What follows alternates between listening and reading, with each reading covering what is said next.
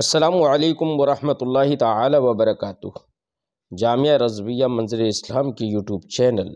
ہم سبق درس نظامی میں آپ کا خیر مقدم ہے۔ آپ کے لیے ایک اہم خوشخبری، جو طلباء اور طالبات کسی مجبوری کے پیش نظر مدارس میں پڑھنے سے قاصر ہیں، وہ اب آن لائن گھر بیٹھے عالمہ کورس کر سکتے ہیں، وہ بھی صرف 6 سال میں۔ تفصیل کے لیے رابطہ کریں 9897273870 پر۔ بسم اللہ الرحمن الرحیم۔ باب جواز تکنیت من لم یولد لہ، جس کے ابھی بچہ پیدا نہیں ہوا، جس کی کوئی اولاد نہیں ہے، اس کی کنیت رکھنا جائز ہے۔ ایسے ہی چھوٹا بچہ اگر ہے تو اس کا، جب چھوٹا بچہ ہے اس کی شادی بھی نہیں ہوئی ہے تو اس کی کیوں اولاد ہوگی؟ تو ایسے چھوٹے بچے کی کنیت رکھنا، یا جس کی بالکل اولاد ہی نہ ہو، چاہے بڑا ہو لیکن اولاد ہی نہ ہو، تو اس کی کنیت رکھنا یہ جائز ہے۔ امام مسلم علیہ رحمت و رضوان در حقیقت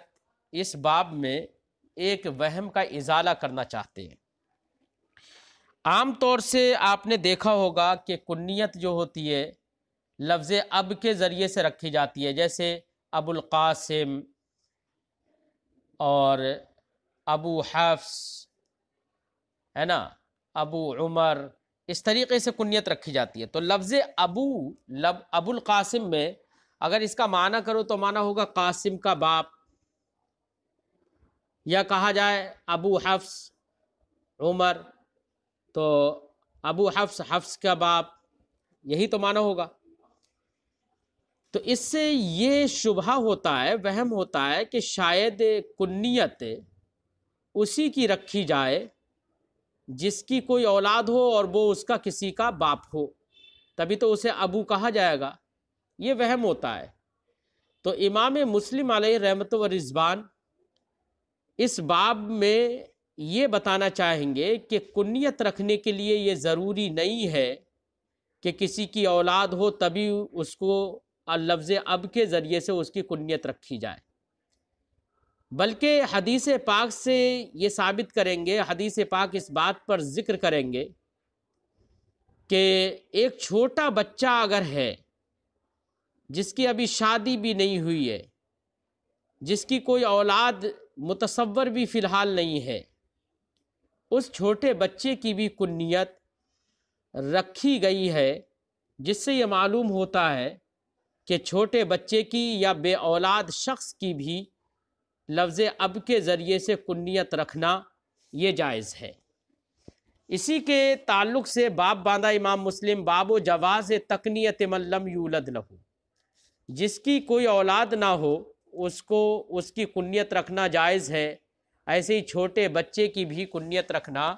جائز ہے، اور چھوٹا بچہ بھی ایسا ہوگا جس کی اولاد نہیں ہے۔ اسی پر امام مسلم علیہ رحمت و رضوان حدیث ذکر کرتے ہیں، فرماتے ہیں حدثنا ابو الربیع سلیمان بن داؤد العتکی، ہم سے حدیث بیان کی ابو ربیع سلیمان ابن داؤد عتکی نے، قال، انہوں نے کہا،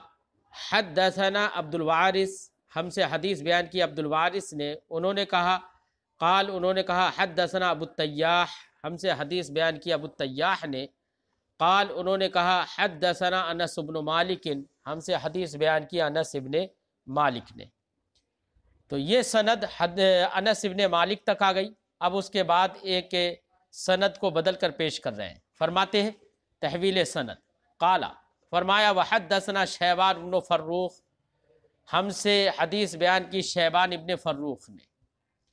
واللفظ لہ، ان کے الفاظ یہ ہیں، قال، انہوں نے کہا، حدثنا عبد الوارث، انہوں نے کہا ہم سے حدیث بیان کی عبد الوارث نے۔ تو دیکھو عبد الوارث سے سند، پہلے والی سند میں یہ تھا کہ سلیمان یعنی ابو الربیع سلیمان ابن داؤد نے کہا کہ ہم سے حدیث بیان کی عبد الوارث نے، اور اس سند میں یہ ہے کہ شیبان ابن فروخ نے کہا کہ ہم سے حدیث بیان کی عبد الوارث نے۔ اس سے یہ پتہ چلا کہ ابو الربیع سلیمان ابن داؤد نے اور شیبان ابن فروخ دونوں نے حدیث بیان کی ہے عبد الوارث سے، اور عبد الوارث روایت کرتے ہیں عن ابی التیاح، ابو التیاح سے۔ اب میں نے اس سے پہلے کہا تھا کہ پہلی والی سند حضرت انس ابن مالک تک آئی تھی، تو دوسری والی سند بھی وہیں پر جڑنا چاہیے تھی انس ابن مالک سے، لیکن امام مسلم اس سے پہلے ہی سے ذکر کر رہے ہیں۔ تو دیکھیے دونوں میں فرق کیا ہے، یہ فرق بتانے کے لیے پہلے سے ذکر کیا کہ ما قبل والی سند میں یہ تھا کہ عبد الوارث نے، ما قبل کی والی سند میں یہ تھا کہ عبد الوارث نے کہا حدثنا ابو التیاح، وہاں پر وہ عبد الوارث کہہ رہے ہیں ہم سے حدیث بیان کی ابو التیاح نے، تو وہاں پر لفظ حدثنا سے لفظ روایت تھی، اور اس سند میں یہ ہے کہ عبد الوارث نے کہا عن ابی التیاح، ابو التیاح سے عبد الوارث روایت کرتے ہیں۔ تو یہاں پر اس سند کی بنا پر عبد الوارث نے ابو التیاح سے جو روایت کی ہے وہ روایت معنعن ہے، اور پہلی والی سند سے یہ معلوم ہوا کہ وہ روایت معنعن نہیں ہے، اور روایت معنعن میں احتمال اس بات کا ہوتا ہے کہ سماع ہوا ہو یا کسی اور واسطے سے خبر پہنچی ہو، لیکن حدثنا میں یہ احتمال نہیں ہوتا ہے، اس میں یہی ہوتا ہے کہ براہ راست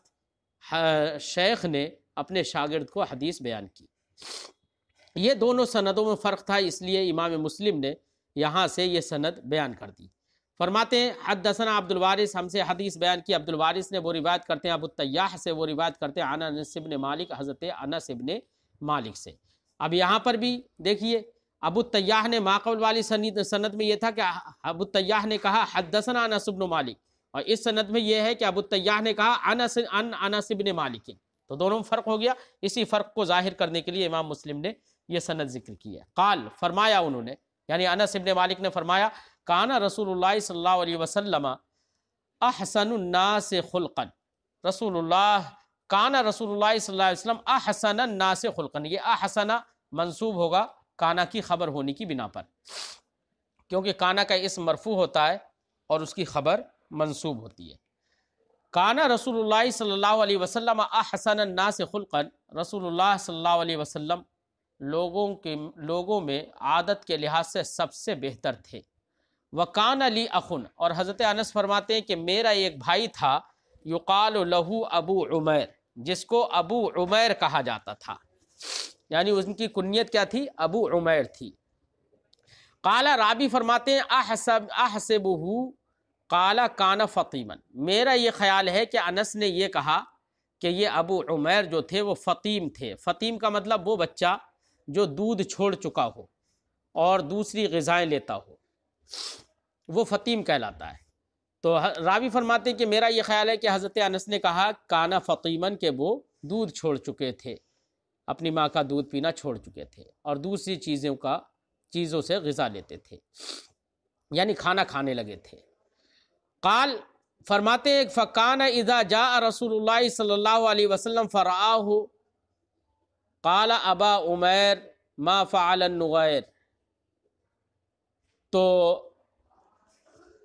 فرماتے ہیں حضرت انس کہ جب رسول اللہ صلی اللہ علیہ وسلم کی بارگاہ میں وہ ابو عمیر آتے تھے، فرآہ، تو سرکار ان کو دیکھتے تھے، قال، تو سرکار فرماتے تھے ابا عمیر ما فعل النغیر، یہ سرکار فرماتے تھے، ہے نا۔ تو اس سے یہ پتہ چلا کہ ابو عمیر ان کی کنیت تھی، اور وہ تو چھوٹے بچے تھے، اور اس کے چھوٹے ہونے پر دلیل یہ اگلا جملہ ہے، فرمایا قال وکان یلعب بہ، اور وہ اس سے کھیلتے تھے، یعنی اتنے چھوٹے تھے۔ تو اب کس سے کھیلتے تھے؟ تو ہو سکتا ہے کہ گھر میں کچھ کھلونا ہو، کھلونے سے کھیلتے تھے، ہے نا۔ تو وکان یلعب بہ، اور سرکار، اور وہ کھلونے سے کھیلتے تھے، یا یلعب بہ، یلعب کی ضمیر کا مرجع، کانا کی ضمیر کا مرجع سرکار کی ذات ہو، وکان یلعب بہ، سرکار دو عالم صلی اللہ علیہ وسلم ان سے مزاح فرماتے تھے، یعنی ان سے ہنستے بولتے تھے اور مزاح فرماتے تھے اور کہتے تھے مزاح میں ابا عمیر ما فعل النغیر۔ اب اس حدیث پاک سے یہ بات تو ثابت ہی ہوئی کہ وہ چھوٹے بچے تھے، دودھ چھوڑ چکے تھے، فطیمن کا لفظ ہے، دودھ چھوڑ چکے تھے، چھوٹے ہی تھے، تو ان کا تو کوئی ولد نہیں تھا، لیکن پھر بھی ان کی کنیت کیا تھی؟ ابو عمیر تھی۔ تو اس سے پتہ چلا کہ جس کی اولاد نہ ہو یا جو چھوٹا بچہ ہو اس کی بھی کنیت رکھنا جائز ہے۔ اچھا، یہ بھی سمجھ میں آیا کہ بات چیت کرنے میں ہم وزن لفظوں کا استعمال کرنا یہ اچھا ہے، درست ہے۔ جیسے کہ سرکار ابا عمیر، عمیر کے وزن پر نغیر لفظ سرکار استعمال فرماتے تھے، اور اس سے یہ بھی سمجھ میں آیا کہ وہ مذاق جس میں جھوٹ نہ ہو، ایسی مذاق کرنا بھی جائز ہے نا۔ جیسے کہ سرکار دو عالم صلی اللہ علیہ وسلم حضرت ابو عمیر سے مزاح فرماتے تھے، ہے نا، جیسے کہ الفاظ ہیں وَكَانَ يَلْعَبُ بِهِ۔ اگلا باب ہے، امام مسلم اگلا ایک اور باب باندھتے ہیں، فرماتے ہیں جواز قولہ لغیر ابنہ یا بنیہ یا بنیہ۔ اگر کوئی شخص اپنے بیٹے کے علاوہ کسی اور کو جو بیٹا نہ ہو اس سے یا بنیہ کہے تو یا بنیہ کہنا یہ جائز ہے۔ وَاِسْتِحْبَابُهُ لِلْمُلَاطَفَةِ، یا جو بیٹا نہیں ہے لیکن پھر بھی غیر کو محبت اور شفقت کی بنا پر، ملاطفت کی بنا پر یا بنیہ کہہ رہا ہے تو یا بنیہ کہنا یہ اچھا ہے، کیونکہ اس سے محبت اور شفقت ظاہر ہوتی ہے۔ عرب میں تو ایک عام عادت تھی کہ جو بیٹا نہیں ہوتا تھا اس سے بھی ملاطفت اور شفقت کے طور پر یا بنیہ لفظ بولتے تھے اہل عرب، اور حدیث پاک سے بھی یہ جائز ہے۔ اس سے سمجھ میں آتا ہے کہ بچوں کے ساتھ ملاطفت اور شفقت سے پیش آنا چاہیے، اور شفقت میں ان کو اپنا بیٹا کہنا یہ درست ہے۔ جیسے کہ ہمارے یہاں پر عام رواج ہے کہ جن کو ایک استاذ بچوں کو اگر پڑھاتا ہے تو وہ بچے حقیقتاً اس کے جسمانی طور پر اولاد نہیں ہوتے ہیں، لیکن روحانی طور پر اگرچہ اولاد ہوتے ہیں، لیکن شفقتاً ایک استاذ اپنے شاگردوں سے بیٹا کہہ دیتا ہے، اور جب شفقتاً کہتا ہے تو اب اس میں عمر کی کوئی تعین نہیں ہے، لہٰذا اگر کوئی شاگرد یا کوئی شخص ہم سے اپنے استاد سے عمر میں بڑا بھی ہے لیکن پڑھ رہا ہے تو وہ بچوں کے درجے میں ہے، اس کے لیے تو اظہار شفقت کے لیے عمر سے زیادہ عمر والے کو بھی اگر کسی شخص نے اے میرے بیٹے کہہ دیا یا بیٹے کہہ دیا، بچوں کہہ دیا، تو اس میں کوئی حرج نہیں ہے۔ یہی بات امام مسلم علیہ رحمۃ والرضوان حدیث ذکر کر کے ظاہر کرتے ہیں، فرماتے ہیں حدثنا محمد بن عبید الغبری، ہم سے حدیث بیان کی محمد ابن عبید غبری نے، قال انہوں نے کہا حدثنا ابو عوانہ، ہم سے حدیث بیان کی ابو عوانہ نے، وہ روایت کرتے ہیں عن ابی عثمان، ابو عثمان سے، وہ روایت کرتے ہیں عن انس بن مالک، انس بن مالک سے، قال انہوں نے کہا قال علی رسول اللہ صلی اللہ علیہ وسلم، حضرت انس بن مالک فرماتے ہیں کہ مجھ سے سرکار دو عالم صلی اللہ علیہ وسلم نے فرمایا یا بنیہ، اے میرے بٹوا۔ تو اے میرے بٹوا یہ بنیون یا تھا اصل میں بیٹا، بنیون یا یعنی ابن کی تصغیر بنیون، اور اسی میں یا متکلم کی جانب اضافت ہے، تو اس لیے بنیون یا۔ اب بنیون میں یا اور واو دونوں ساتھ ساتھ آ گئے، ان میں پہلا ساکن ہے اس لیے واو کو یا کر دیا، یا کا یا میں ادغام کر دیا، ٹھیک ہے، اور جب یا کا یا میں ادغام کریں گے اور پھر بعد میں یا متکلم بھی ہے تو یا متکلم اب 3 یا جمع ہو جائیں گی، تو ایک یا کو تخفیفاً حذف کر دیں گے اور یا بنیہ کہہ دیں گے، تو یہ یا بنیہ کہا۔ فرماتے ہیں کہ سرکار دو عالم صلی اللہ علیہ وسلم نے مجھ سے یا بنیہ کہا، جبکہ سرکار کے بیٹے نہیں تھے یہ، تب بھی سرکار شفقت کے طور پر یا بنیہ فرماتے تھے، تو جواز سمجھ میں آیا۔ حدثنا ابو بکر بن ابی شیبہ، ہم سے حدیث بیان کیا ابو بکر ابن ابی شیبہ نے، وابن ابی عمر، اور ابن ابی عمر نے حدیث بیان کی، دونوں نے، واللفظ لابن ابی عمر، اور ابن ابی عمر کے الفاظ یہ ہیں کیا، قال انہوں نے کہا حدثنا یزید بن ہارون، دونوں نے کہا کہ ہم سے حدیث بیان کی یزید ابن ہارون نے، وہ روایت کرتے ہیں اسماعیل سے، اسماعیل ابن ابی خالد سے، وہ روایت کرتے ہیں عن قیس ابن ابی حازم، قیس ابن ابی حازم سے، وہ روایت کرتے ہیں عن المغیرہ، عن المغیرہ ابن شیبہ، وہ روایت کرتے ہیں حضرت مغیرہ بن شعبہ، حضرت مغیرہ بن شعبہ سے، قال، انہوں نے فرمایا، ما سأل رسول اللہ صلی اللہ علیہ وسلم احد عن الدجال اکثر مما سألته عنہ، رسول اللہ صلی اللہ علیہ وسلم سے دجال کے بارے میں کسی نے اتنا زیادہ نہیں پوچھا جتنا میں نے سرکار سے دجال کے بارے میں سوال کیا، پوچھا۔ فقال لی، اے بنیا، تو سرکار نے مجھ سے فرمایا اے میرے بٹوا، تو شفقت اور محبت کے طور پر حضرت مغیرہ بن شعبہ سے سرکار نے اے بنیا فرمایا۔ اس سے سمجھ میں آیا کہ جو اپنا بیٹا نہ ہو اس سے بھی شفقت کے طور پر یا بنیا کہنا یہ جائز ہے۔ فرمایا اے بنیا، اے میرے بیٹا، ما ينصبك منه انه لن يضرك، تم کیوں دجال کے بارے میں اتنا سوال کرتے ہو؟ ما ينصبك منه، تمہارا دجال سے کیا تعلق ہے؟ انه لن يضرك، دجال تو تمہارا ہرگز کوئی نقصان نہیں پہنچائے گا، تمہیں کوئی نقصان نہیں دے گا۔ قال، حضرت مغیرہ بن شعبہ فرماتے ہیں، قلت، تو میں نے کہا، انہم یزعمون ان معاہ انہار الماء، یا رسول اللہ، لوگ کہتے ہیں کہ دجال کے ساتھ میں پانی کی نہریں ہوں گی، وجبال الخبز، اور روٹی کے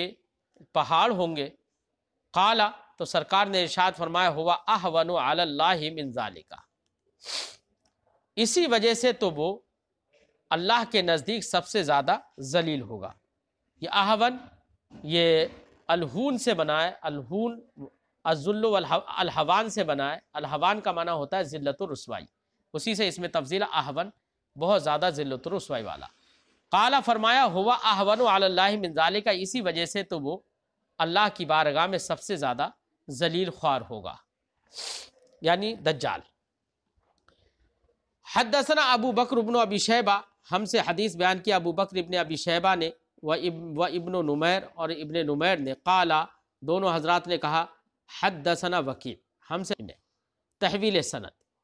قالا، امام مسلم فرماتے ہیں، وحدثنی سریج بن یونس، مجھ سے حدیث بیان کی سریج ابن یونس نے، قال، انہوں نے کہا، حدثنا حشیم، ہم سے حدیث بیان کی حشیم نے۔ تو پہلی سند وکی تک آئی، دوسری سند حشیم تک آئی، اب پھر تحویل سند۔ قال، امام مسلم فرماتے ہیں، وحدثنا اسحاق ابن ابراہیم، ہم سے حدیث بیان کی اسحاق ابن ابراہیم نے، قال، انہوں نے کہا، اخبرنا جریر، ہمیں خبر دی جریر نے۔ یہاں پر جریر تک سند آ گئی۔ اب چوتھی اور سند امام مسلم ذکر کرتے ہیں، قال، فرماتے ہیں تحویل سند کے ساتھ، فرماتے ہیں، وحدثنی محمد بن رافع، مجھ سے حدیث بیان کی محمد بن رافع نے، قال، انہوں نے کہا، حدثنا ابو اسامہ، ہم سے حدیث بیان کی ابو اسامہ نے۔ تو یہ سند ابو اسامہ تک آئی۔ تو پہلی سند وکی تک تھی، دوسری سند حشیم تک تھی، اور تیسری سند جریر تک پہنچی، اور چوتھی سند ابو اسامہ تک۔ اب وکی، حشیم اور جریر اور ابو اسامہ، یہ چاروں حضرات کلہم، یہ سب کے سب روایت کرتے ہیں عن اسماعیل سے بہذا الاسناد، اسی سند کے ساتھ۔ ولیس فی حدیث احد منہم قول النبی صلی اللہ علیہ وسلم، ان میں سے کسی کی حدیث میں نبی کریم صلی اللہ علیہ وسلم کا وہ فرمان نہیں ہے جو سرکار نے مغیرہ سے کہا تھا، اے بنیا۔ تو کسی کی حدیث میں اے بنیا نہیں ہے، الا فی حدیث یزید وحدہ، سوائے یزید کی حدیث میں تنہا، یعنی تنہا یزید کی حدیث میں اے بنیا کے الفاظ ہیں، باقی ان میں سے کسی کی حدیث میں یا بنیا کے الفاظ نہیں ہے، ورنہ تو یہ حدیث ان تمام لوگوں نے روایت کی ہے، اور لیکن یا بنیا کے الفاظ ان کی حدیث میں موجود نہیں ہے۔